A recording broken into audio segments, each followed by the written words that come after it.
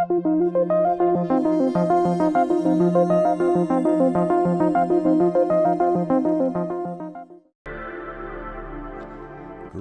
everyone and welcome to SpaceWeek Live for Sunday, May 9th, 2021.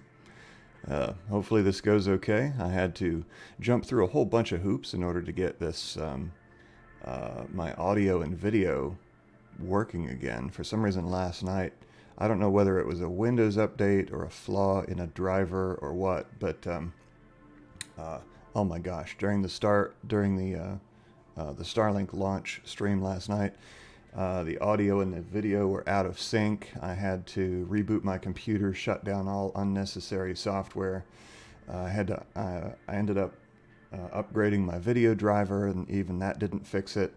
I ended up uninstalling the audio software, the virtual audio cable that I've been using for years, ever since the beginning of the channel, and purchasing a different product. But yeah, it seems to be working now, so knock wood, and hopefully we'll be good to go. So because I was working on all that bug fixing, I didn't get the chance to prepare quite as fully for this episode as I would have liked, but we will make the best of it and see what we can do. So let's go ahead and, well, before I get started with the summary, I want to say that as with all of my Space Week episodes, this is a live Q&A, so you can feel free to ask your questions in the chat. Just if you do, please make sure to tag my name. Just say raw space. That way we will be sure to see the questions, and I can collate them and address them at the end of the show. Until then, I will go ahead and proceed here. So, oh, that's the wrong browser.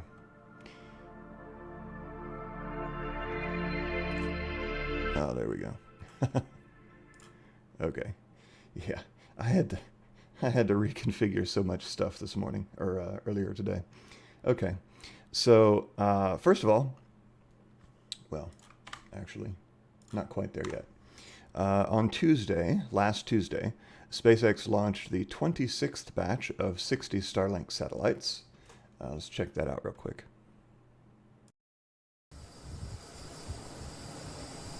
T-minus 15 seconds. 10, 9, 8, 7, 6, 5, 4, 3, 2, 1, 0. Ignition. And liftoff. May the force be with us. Stage 1 chamber pressures are nominal. Vehicle is pitching downrange.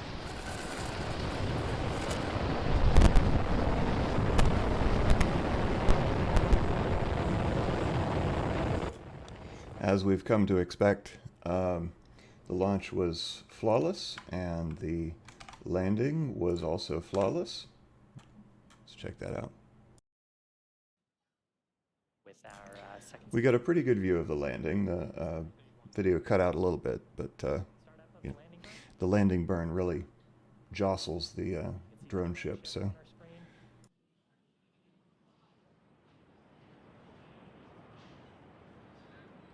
Stage 1 landing leg deploy. Looks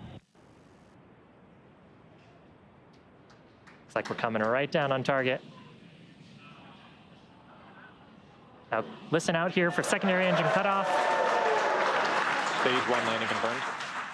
There's a first stage on the left-hand side of your screen. 9th recovery for this booster. Stage 2 flight termination system has saved. 82nd successful recovery of an orbital class rocket, and SECO called out at the same. Well done, SpaceX. Then on Wednesday, we had a very cool event. For the first time, SpaceX managed to successfully land a Starship prototype without it exploding. So as we've seen, whether it's on landing or in midair or after the landing, no Starship prototype has successfully landed before and remained intact. But this time it did. Starship SN15 ascended up through the clouds, reached a target altitude of 10 kilometers, did its belly flop maneuver, descended using its canard and mini wing fin things to control its descent, and then flipped back vertical again and landed beautifully on the landing pad. After it landed, there was a fire around one of its engines that lasted for a couple of minutes, but they did manage to get that extinguished, and there was no rapid unscheduled disassembly. Let's check out some highlights from that.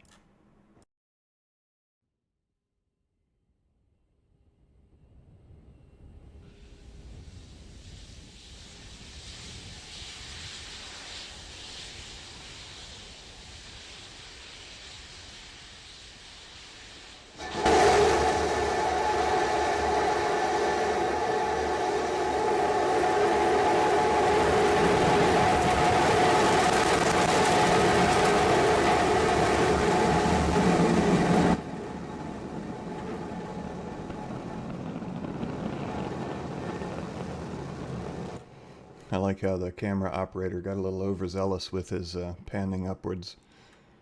So there was a cloud deck in Boca Chica, and fortunately it wasn't fog like the previous one, but there was a cloud deck that blocked much of the view from the ground, but we did get the views from the Starship.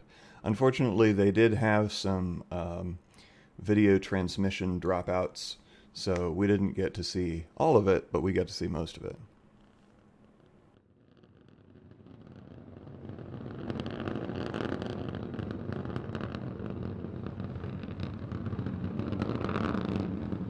Just past 1 minute into flight, we're through 2 kilometers altitude. All 3 Raptor engines T plus 4 minutes 34 seconds. While we're working to regain video, it looks like we've got a shot looking back at the flaps on Starship. We're in the horizontal descent phase now. We're passing. I like that. The camera view is actually on the fin, so as the fins pivot, you can see the other fin stays fixed in the frame, but Starship actually wiggles around because the fin is actually the thing that's moving. It's like a GoPro style action camera. 5 minutes into flight, Raptor continuing to descend. We're coming up on 3 kilometers altitude.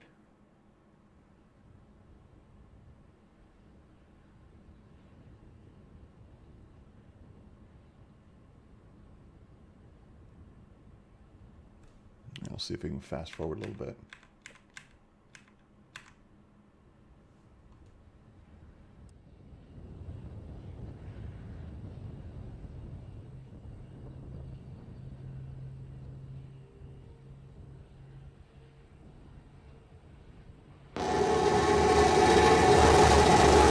And we have ignition.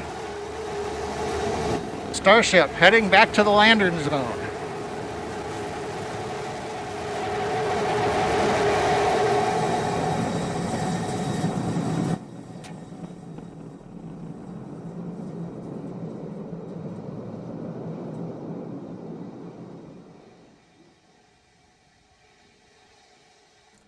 Smooth as butter. That landing looked awfully close to some things that are sticking up out of the ground. So yes, like I said, after it landed, there was a fire around one of the engines that persisted for a couple of minutes before they managed to get it extinguished. I don't know if they were having an issue with their. So oop, here, let me back up a little bit. Whoopsie. So if you look, you can't see my pointer, but if you look to the left of the rocket, there's a sort of a little, looks like a spotlight or something sticking up out of the ground. That's actually a fire suppression water system. That's a like a little fire hose that they can control remotely. And so they ended up using that and one on the other side to spray the rocket to extinguish it. You can see they're spraying it now from the other side. There goes the hose. We have successfully flight where It's a little slow. They're trying to squirt the water underneath to get at the fire on the other side. So we were all worried that the fire was going to cause another rud, like we saw with, what was it, SN10, I guess. But they did manage to get the...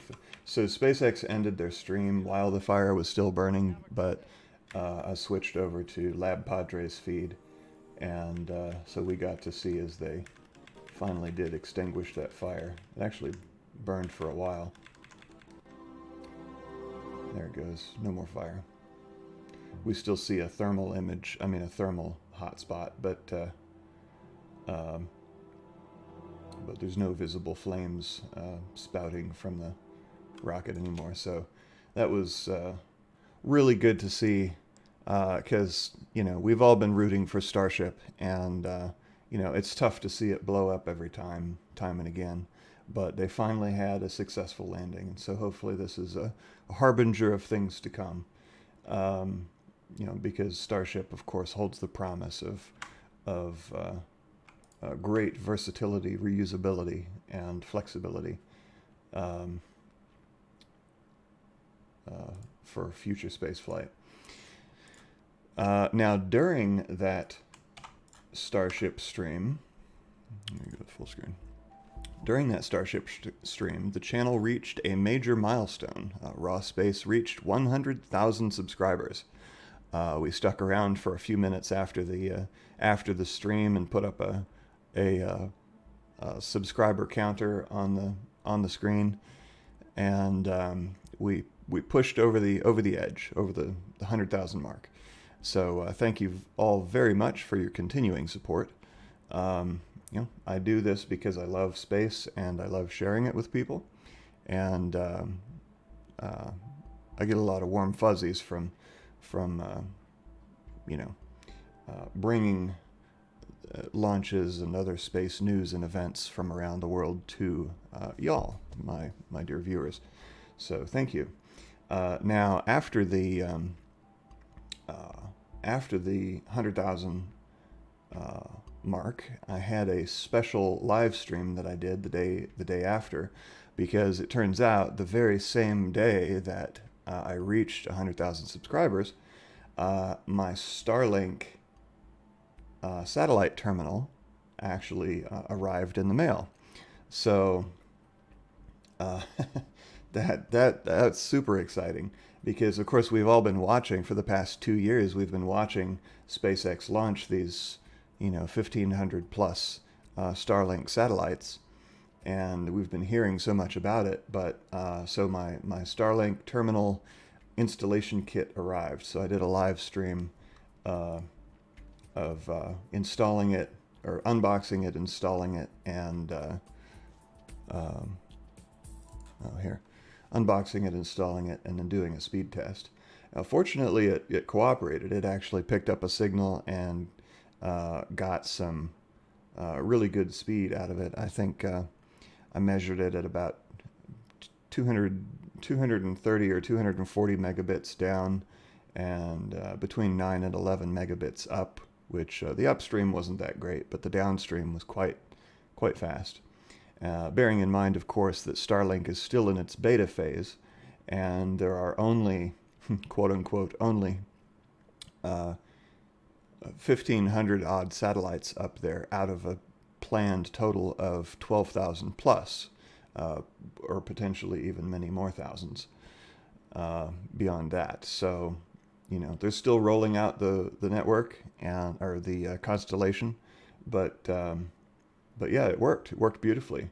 Now, I did have it out in the front yard. I have a lot or on my driveway, where the view of the sky is fairly clear.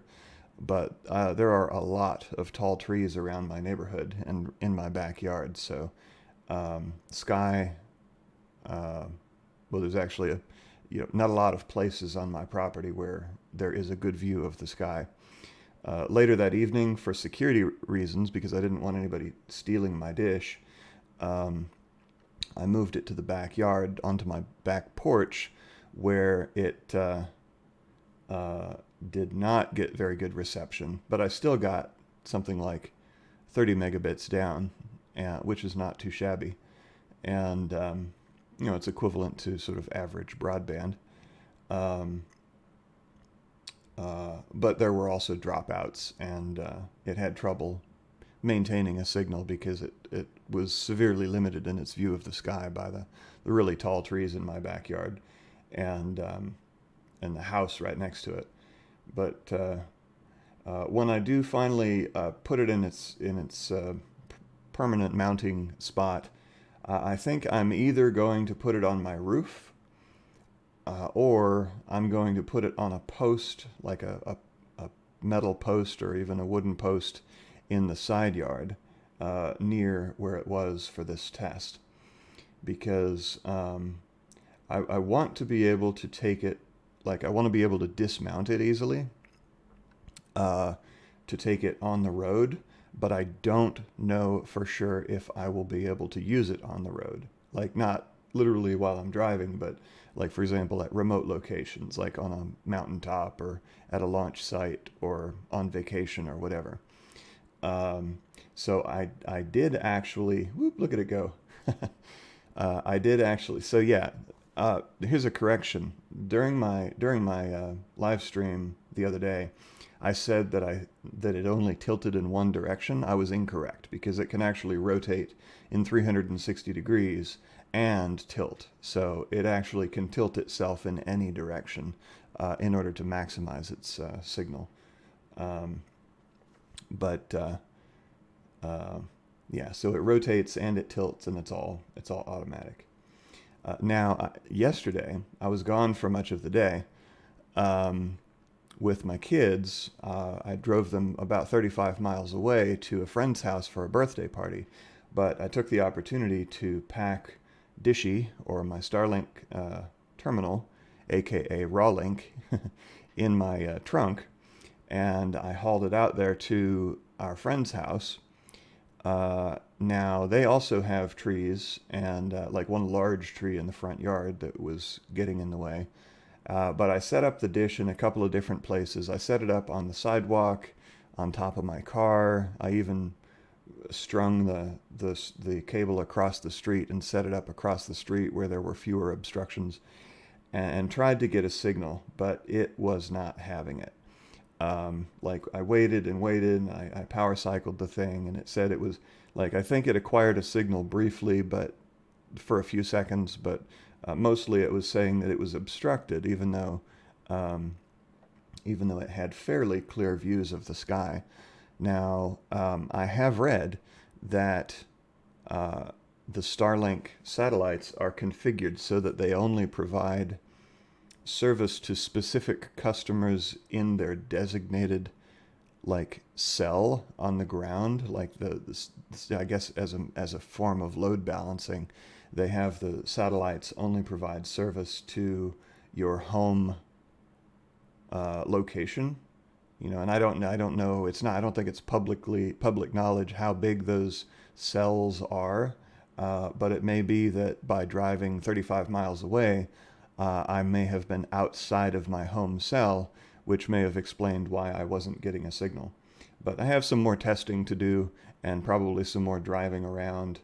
You know, I also have a power inverter that I got for my car, for my Tesla Model 3 that you see there in the background. And I plan to see if I can get the dish working plugged into the car to see if, you know, I can use it without having to get like an extra battery or something to power the Starlink. Anyway, I just wanted to give you an update on my Starlink adventures. Look at that. Next satellite in 315 million seconds. I was a little amused by that, but then within a couple minutes it did acquire a signal. But yeah, so Starlink has a little ways to go, but I'll continue testing it and then let you know. I don't think I'm industrious enough to like videotape myself testing it every step of the way, but I'll at least give you verbal summaries. But yeah. Now, then last night, you know what? I'm just going to go to SpaceX's channel because And this is what I didn't prepare for. Starlink mission. Okay. So last night around... Oop. Nope.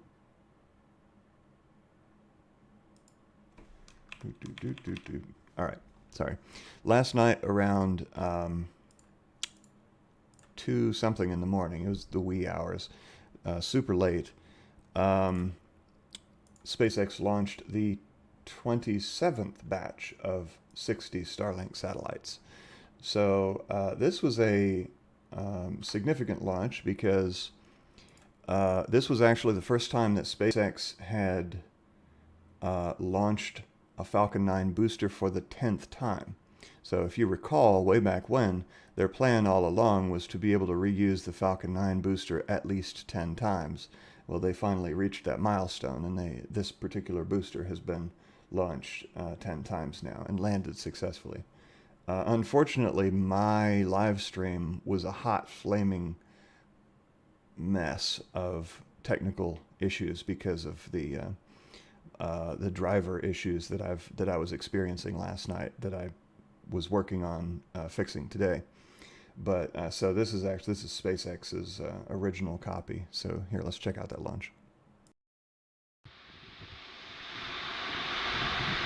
T-minus 15 seconds.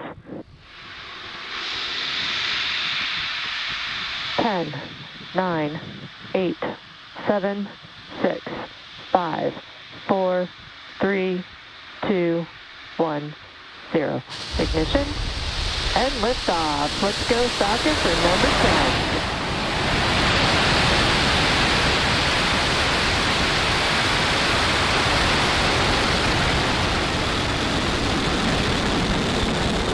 Vehicle is pitching downrange. Stage 1 chamber pressure is nominal.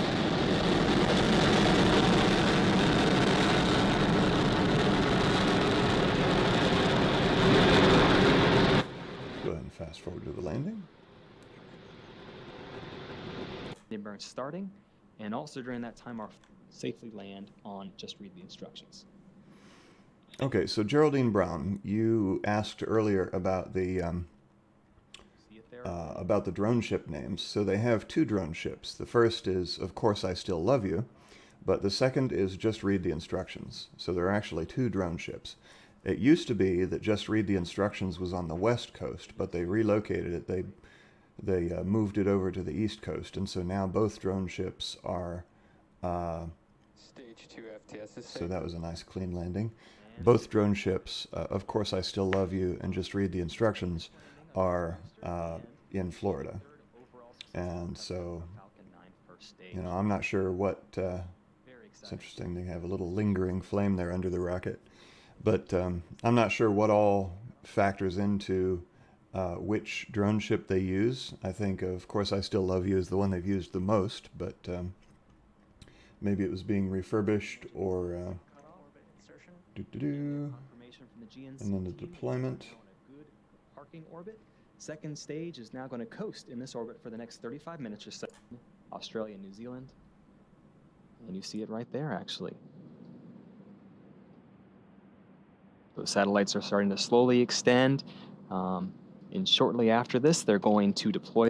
So that's the deployment of the 60 Starlink satellites. And if you're not familiar with how they do this, it's really clever. What they do basically is they very slowly rotate the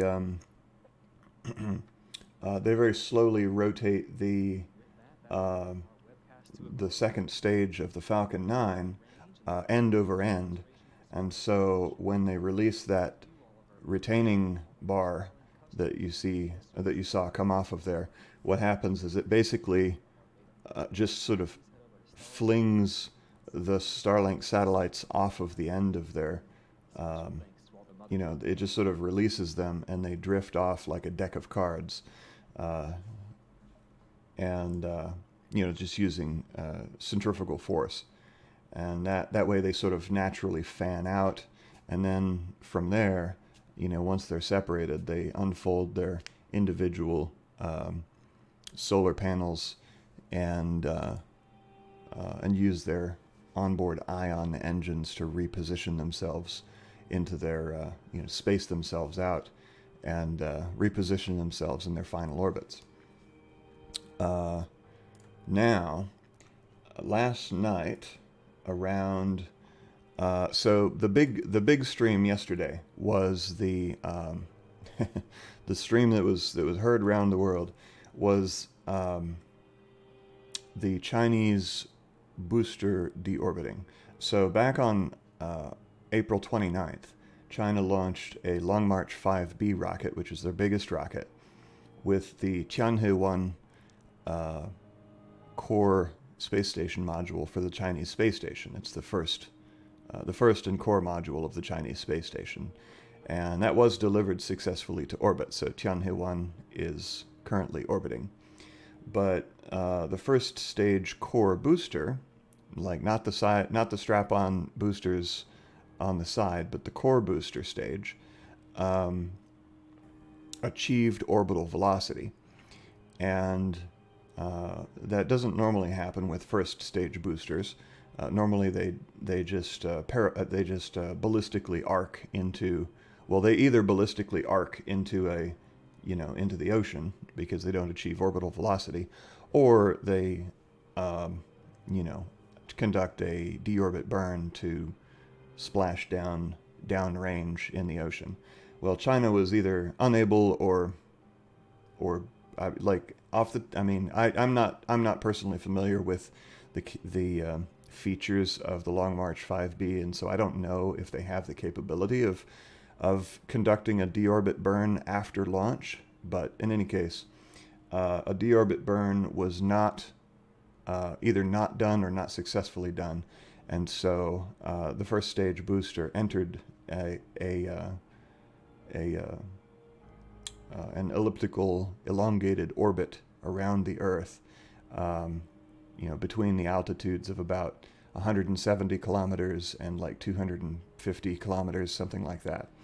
And over the course of the next week and a half or so, that orbit degraded, and it got closer and closer to Earth with each successive orbit.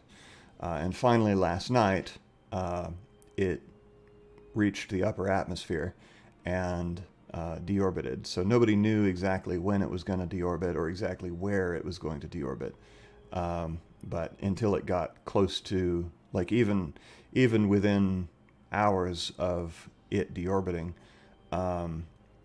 their window was still like a 4-hour window of when it might deorbit, remembering that each orbit takes about 90 minutes. And the concern was that this is one of the largest objects. It's a 100-foot long, rocket booster that weighs 23 tons.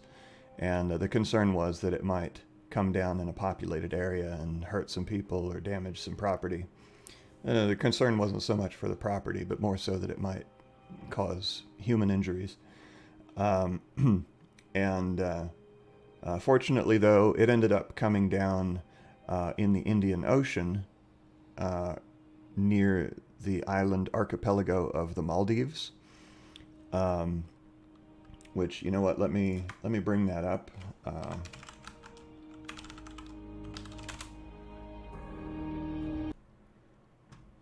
Satellite view.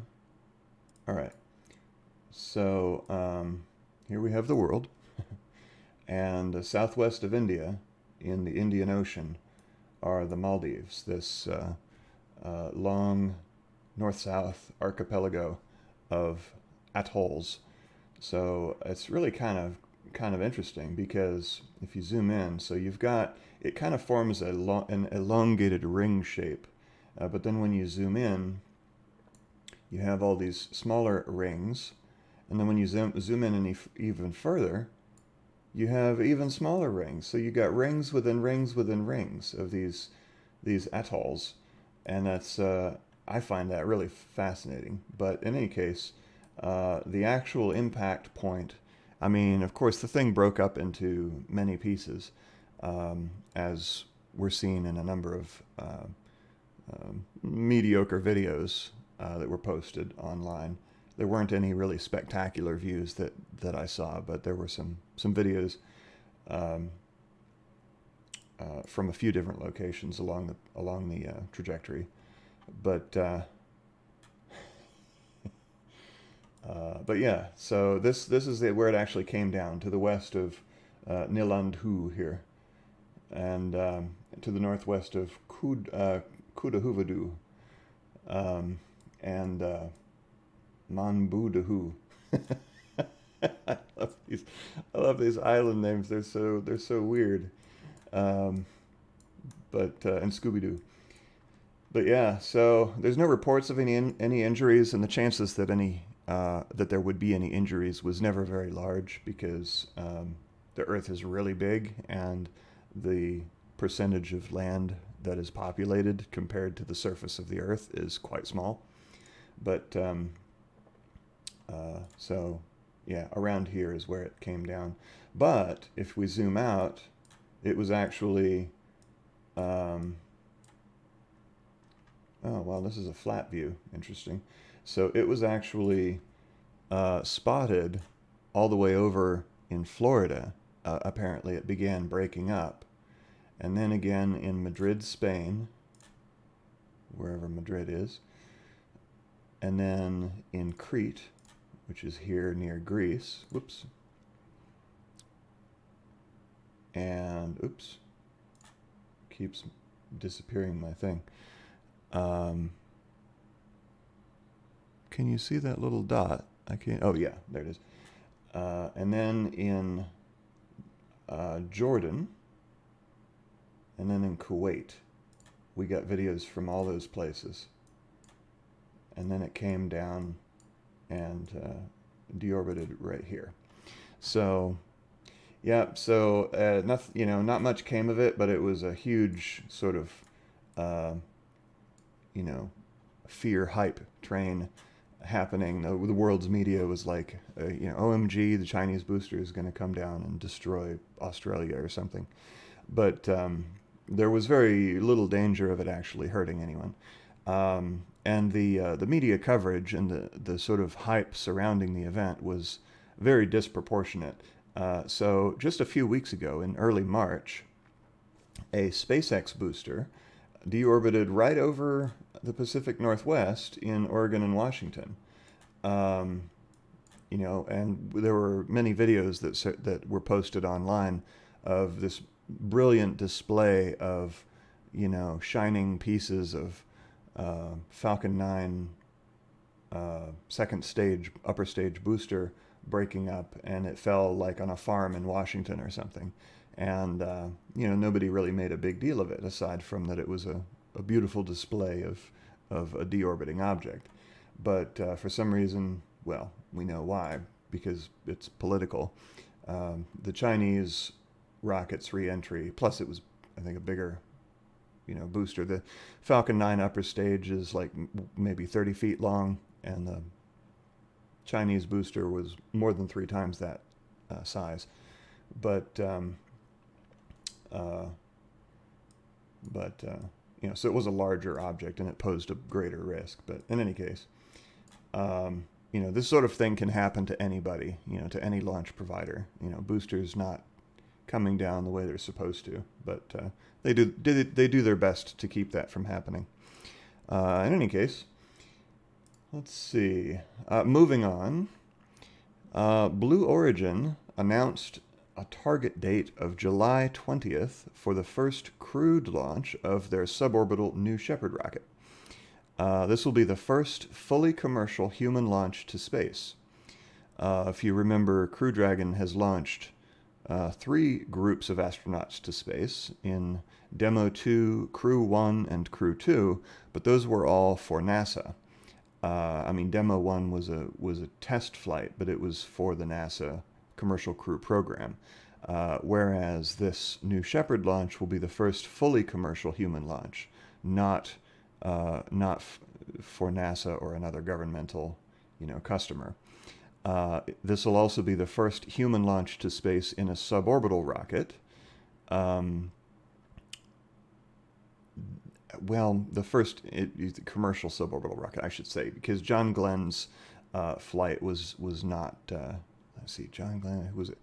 It was the first flight that was not orbital. But in any case, so maybe not the first human space flight in a suborbital rocket, but the first at least in a very long time. Because typically when humans launch to space, they fly aboard orbital rockets, such as the Soyuz, headed for the ISS. This will be the second commercial vehicle to launch humans to space. The first, of course, being the Crew Dragon. Now, Blue Origin will be auctioning off the first seat on board this flight to benefit their educational charity. If you happen to be well-funded and are interested in bidding, go ahead and cast your bid over at blueorigin.com. All right. So, let's see. Looking ahead to this week, and this is where I'm going to have to sort of wing it here because I didn't fully flesh out my schedule. There look to be, you know what, let me check a couple other sites real quick. Launch schedule. May 15th, May 17th. Okay. Launch.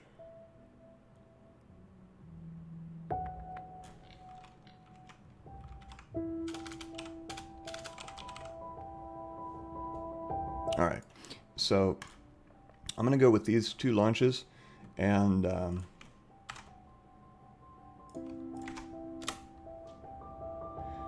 if there are more, then I apologize. We'll just have to pay attention to your live stream notifications, assuming you are subscribed to the channel.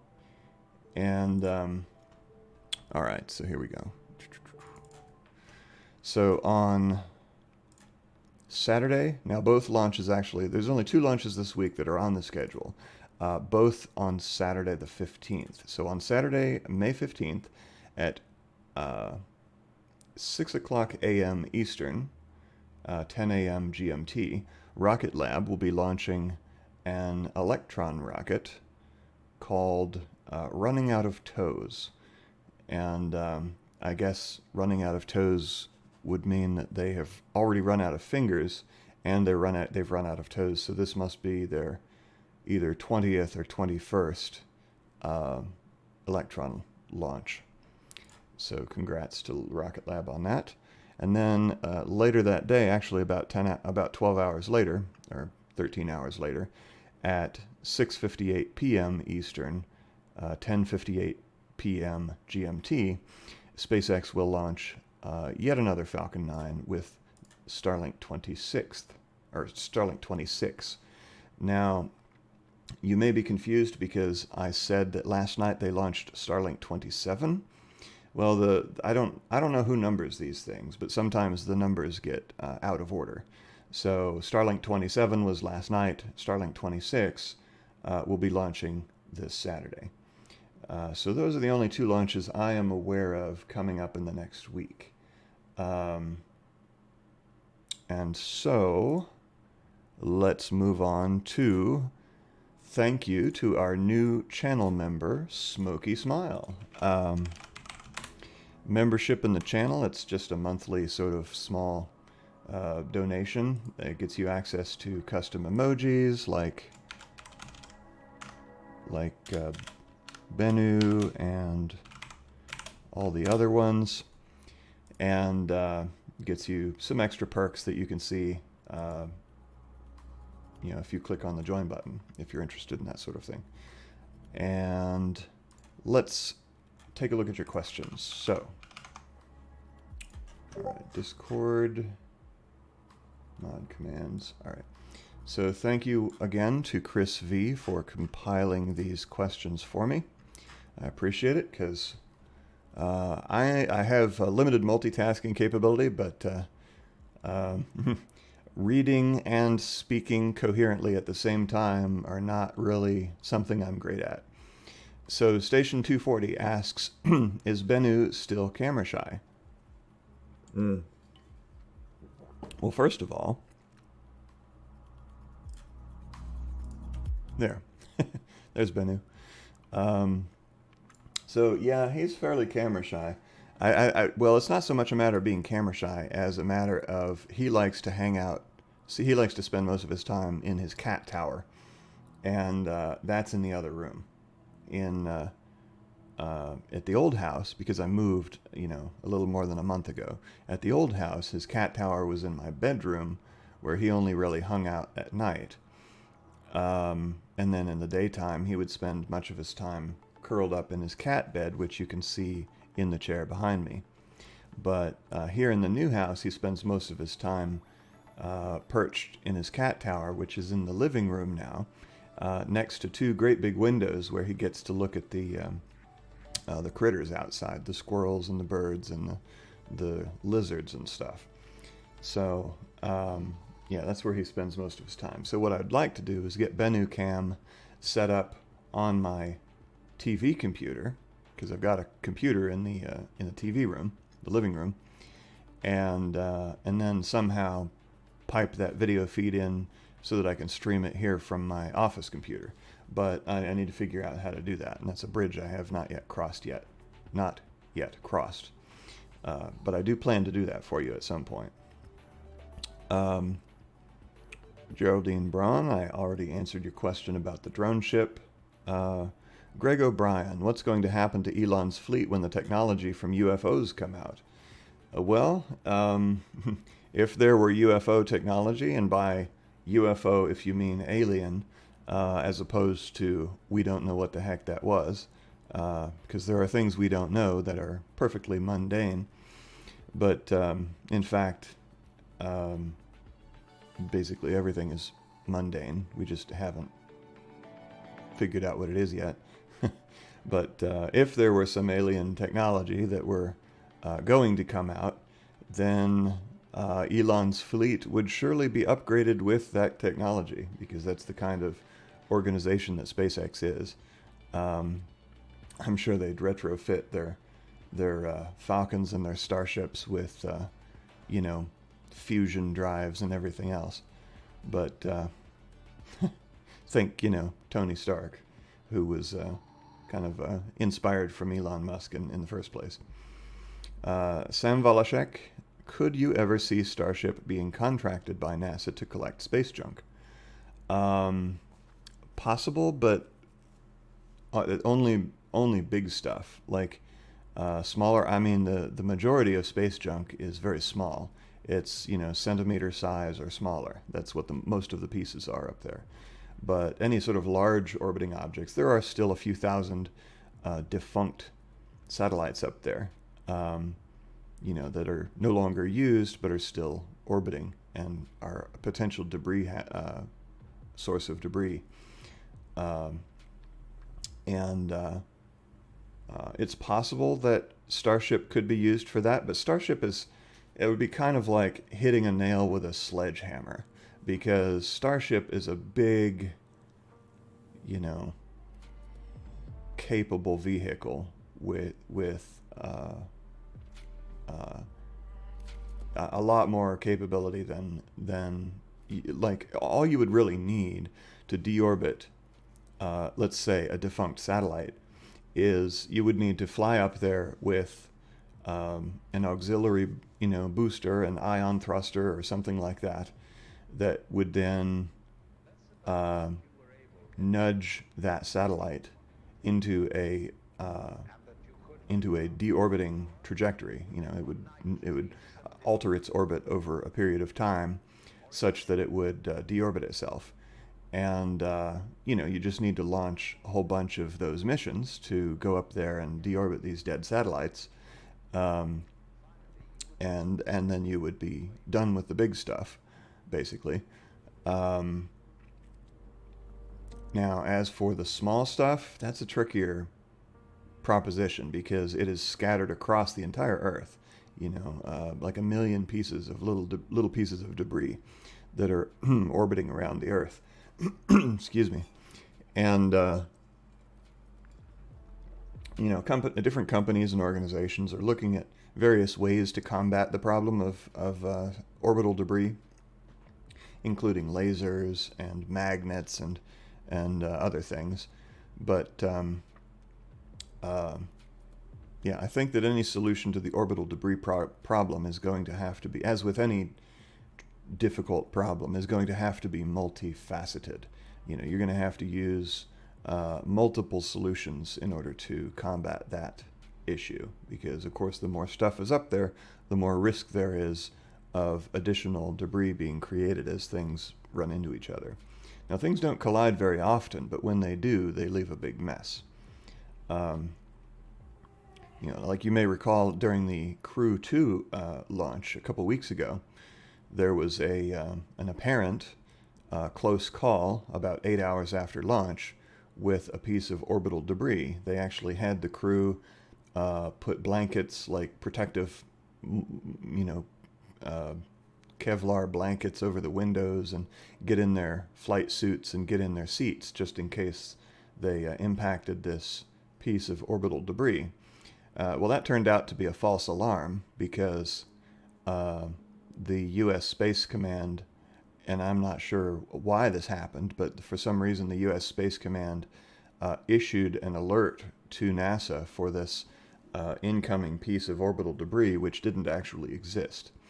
So there was no debris, and there was no danger to the crew. But they still followed their procedures very effectively. And, they got into their suits and in their seats, and, nothing came of it. But it was still a tense moment in the mission control and in the Crew Dragon capsule as we waited to see how close this thing passed to the ship. Also, Sam Valashek, drone ship relocation could be due to upcoming Falcon Heavy launches. So there are some Falcon Heavy launches coming up. If we look back to the nextrocket.space site, which they've been a little dodgy on accuracy in the past few months, but they still have the best interface of all of the launch schedule sites. But if we filter this by Falcon Heavy, the next one is scheduled to be in July for the Space Force. That might be like a National Reconnaissance Office satellite. Then again in October for the Space Force again. In December for Viasat 3 series. And that's interesting. Look at that. Viasat 3 series satellite launched by both Atlas V and Falcon Heavy in the same month. That's curious. I guess they're spreading the wealth or whatever. But and then next year in August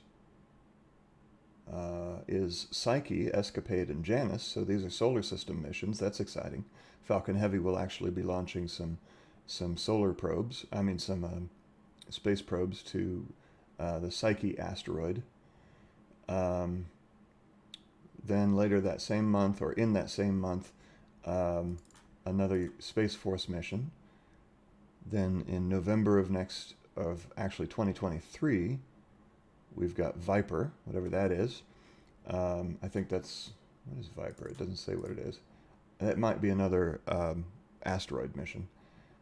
And then in 2024, May, we have Gateway, PPE, and Halo. So that's the Lunar Gateway that will be a way station for the astronauts heading to the moon in the Artemis program.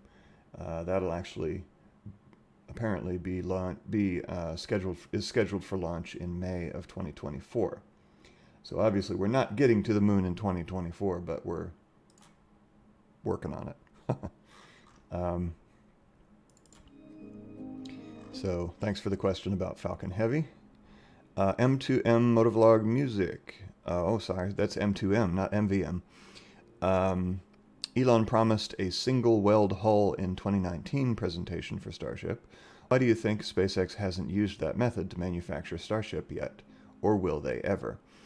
So I'm not a metallurgist or a a rocket surgeon, but I know that they went through a few iterations of welding techniques for Starship. They had a few, they had issues early on with the welds not holding and the tanks bursting basically under pressure. We saw a number of those pressure test failures with the early Starship prototypes, or the tank prototypes. Now, when you say single weld hull, do you mean like one weld all the way down the length of the cylinder, all the way down the length of the ship? I'm not sure. Yeah, I'm not sure what a single weld hull would consist of. But as we know, SpaceX's development process of Starship is very iterative. They try something, they see if it works. They try something else, they see if it works. They try something else to see if it works better. And so, if their current method of welding these multiple rings together proves to be sufficiently reliable, then, yeah, I mean, if it ain't broke, no, don't fix it. I mean, as Elon has said, the best part is no part. The best process is no process. And along those same lines, if something is working, there's no particular need to change it, unless there's a benefit from that change. So it could be that that they alter their weld process in the future, but if you have a functioning system, then making changes to that introduces additional risk, and that ultimately translates to money, because it's both man hours and lost products from failures and additional testing. That all costs money. So Greg O'Brien, can Elon 3D print his ships? So their stainless steel hull design of Starship, well, it depends on which ships you're talking about. You can't 3D print carbon composites, I don't think. I'm not a materials scientist, but I'm pretty sure that carbon composite materials like the Falcon 9 is made of, they have to be manufactured in a very specific way with fibers and stuff. I don't think you can 3D print that. Now, Rocket Lab does 3D print the majority of the core parts of their Electron rocket and the Rutherford engines, but those are quite small. I mean, each of those Rutherford engines is only about 8 or 9 inches in diameter. The bell nozzle is only about 8 or 9 inches. Those are tiny little engines compared with, a Falcon 9's Merlin engines, which are much, much larger, and it's a much smaller rocket as well. But the concern with 3D printing would be the material integrity, and if they could come up with a process that was economically viable, cheaper than their current process, and produced a reliable and a reliable product with sufficient integrity to withstand the pressure forces and max Q and all that, then sure, why not? But their current process involves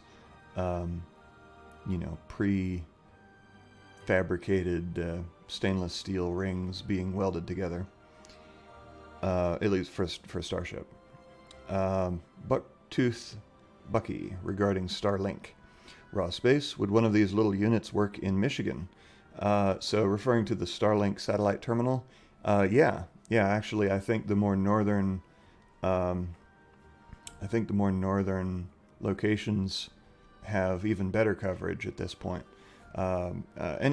Anyone is eligible to, I mean, if you're in the United States, I'm not really sure what the rules are for other countries, but at least in the United States, anyone is eligible to sign up for the Starlink beta program to become a subscriber. And you know, there's a $499 equipment fee. You basically pay $500 for the dish, which is actually quite a deal because it's like a 66% discount, because SpaceX actually spends $1,500 on the dish, so they're actually giving it to you at a deep discount.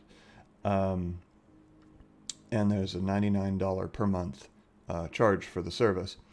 Now, but you have to bear in mind that it's sort of like being an early adopter of pretty much any new service or system. You know, it's still in the beta phase. The constellation is not fully rolled out. There will be periods of dropouts and suboptimal connectivity because there aren't quite enough satellites overhead to provide a solid signal. But I mean, as I demonstrated, you know, during my live stream a couple days ago, you know, even setting up in a front yard surrounded by a bunch of trees and houses, I was able to get some really quite fast downstream, you know, on the order of 20 milliseconds ping time and 230 to 250 megabit per second download speeds, which is on par with like a quality cable connection, you know, or a mediocre fiber connection. All right. Let's see here. Viper is a lunar rover. Okay, Sam says Viper is a lunar rover. So thanks for that.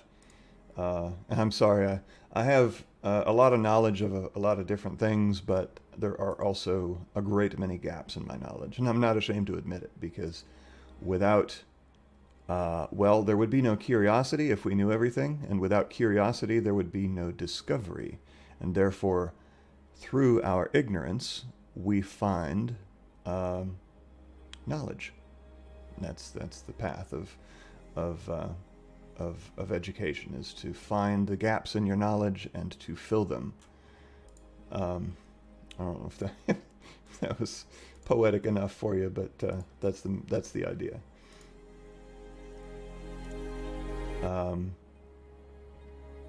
Oh my God.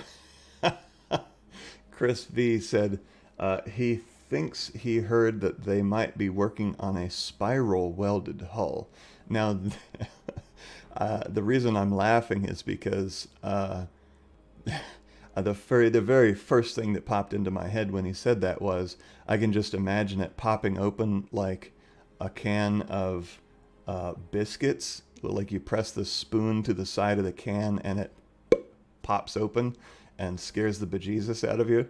Yeah, I can imagine their pressure tests for that could be really interesting to watch. Watch it pop open like a can of biscuits. M2M is at, now I'm back live with the chat here. M2M, do you think that, I'm sorry, I get amused by things.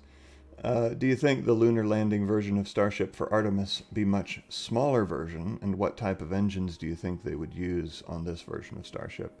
Conceivably, but probably not, because their facilities are optimized for sort of mass production-ish of parts of specific dimensions, and manufacturing parts with different dimensions would require a whole different set of either retooling the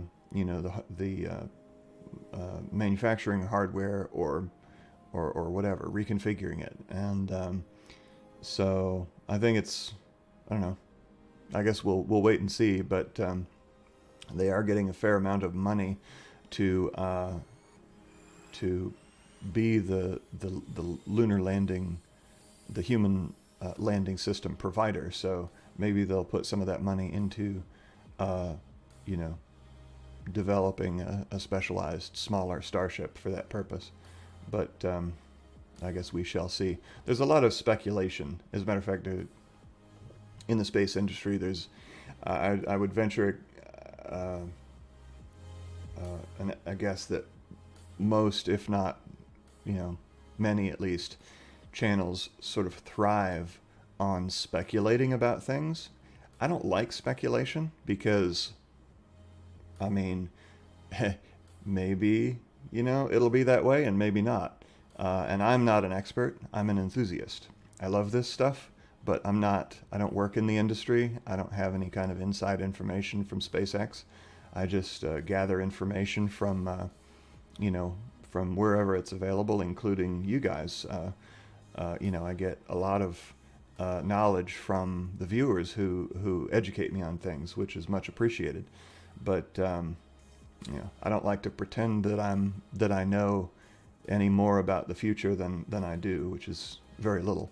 But it is possible that they may take some of those contract funds and put them towards developing.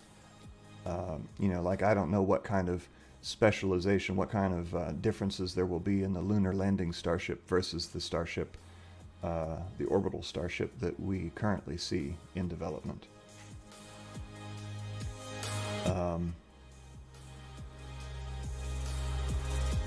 Now, practically speaking, I mean, from an engineering perspective, a physics perspective, going from the gateway to the lunar surface would require a tiny amount of thrust compared with, like, getting off the surface of the Earth.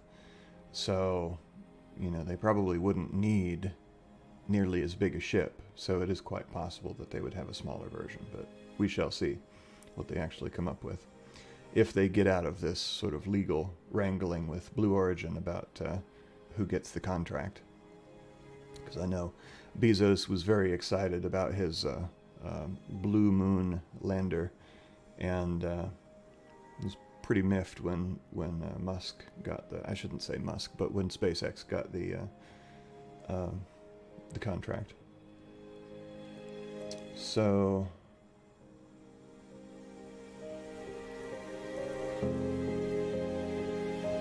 Grayson Decker, can you live stream the sounding rocket schedule at 8:03?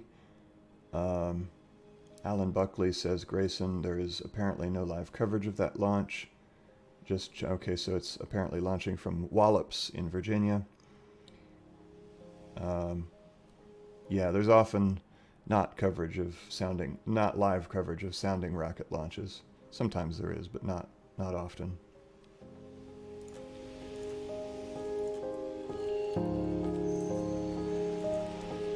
Geraldine has one more question for me.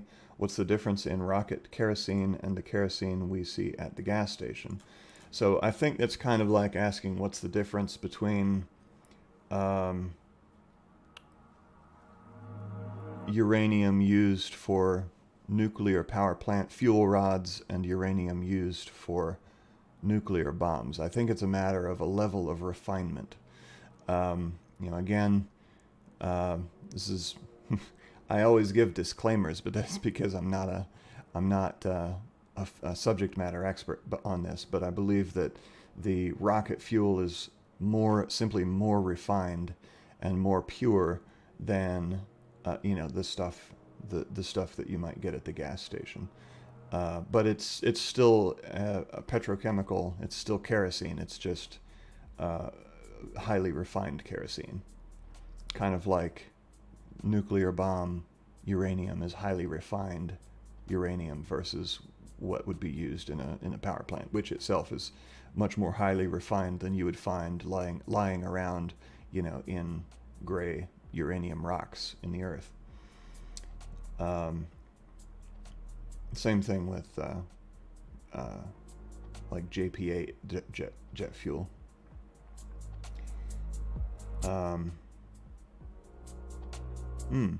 M2M will be relaunching their channel soon with a focus on Artemis and SpaceX and Mars exploration. They would love to have me as a guest in the near future.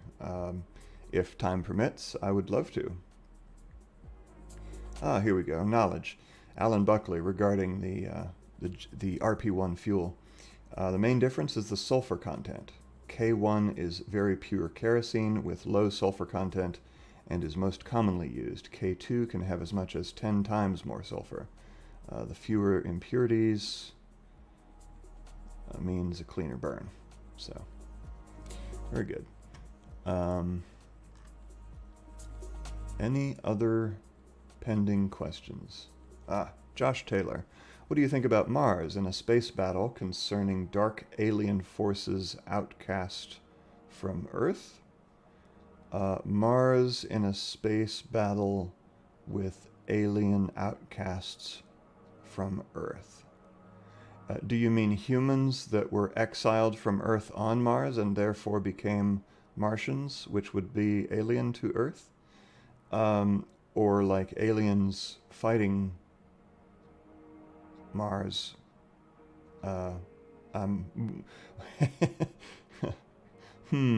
Well, basically, so if you look back through the long arc of human history, you will find that one of the constants throughout history is conflict. Humans fight each other, and that manifests itself in different ways, from competing for mates to fighting for advancement in the corporate hierarchy to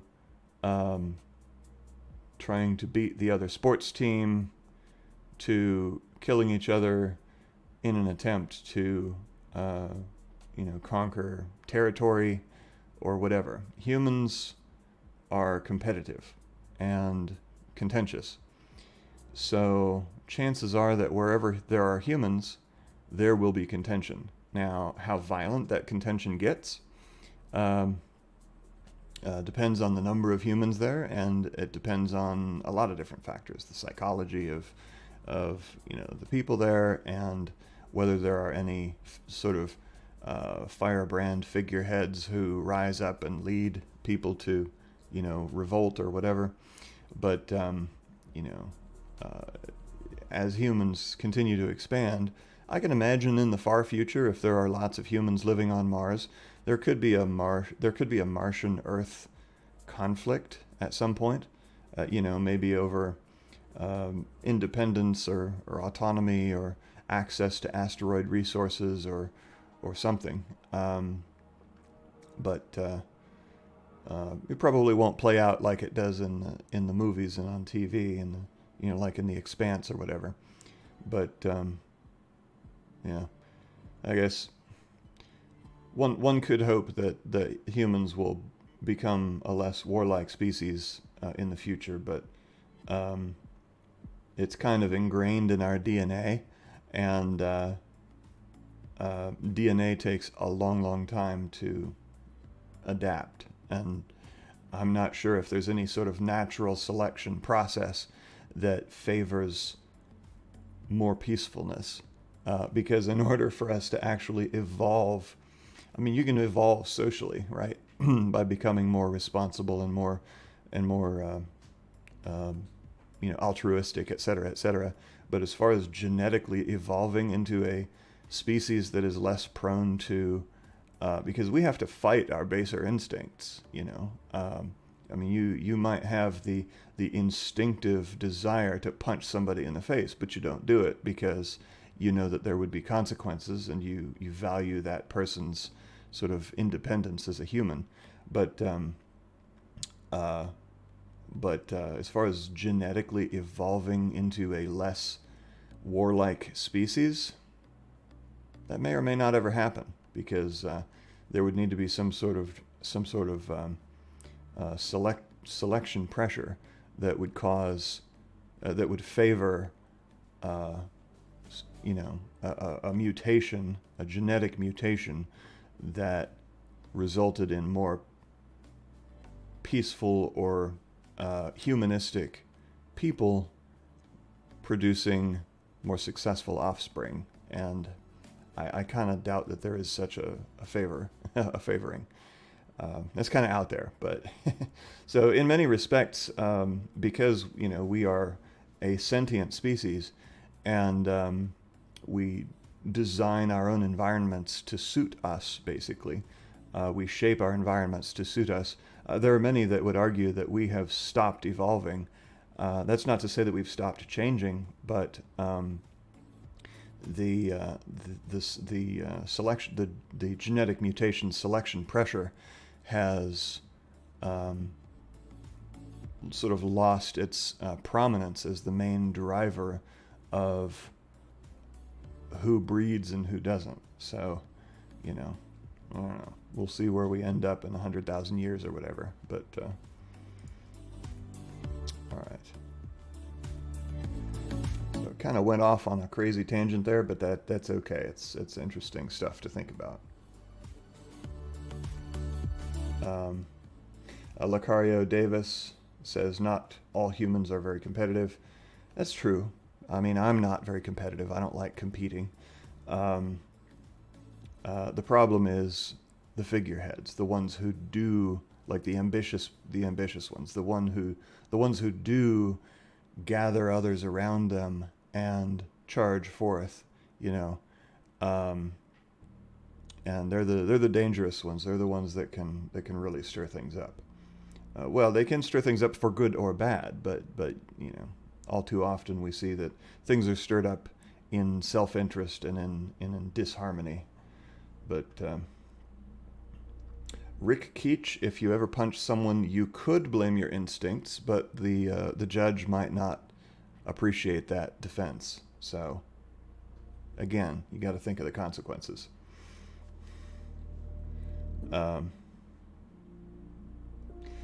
All right, so I think that'll wrap it up. Thank you all for coming. Sorry this was a little messy of an episode, but that's because I had some really pesky technical issues that I was dealing with up until about a half hour before the show. So thanks all for coming. I hope to see you in the next stream. We should have 2 launches on Saturday, if not before. If anything pops up, make sure to subscribe and click the little bell so that you get notified of any new streams coming up. And until next time, keep it raw, and I will see you later.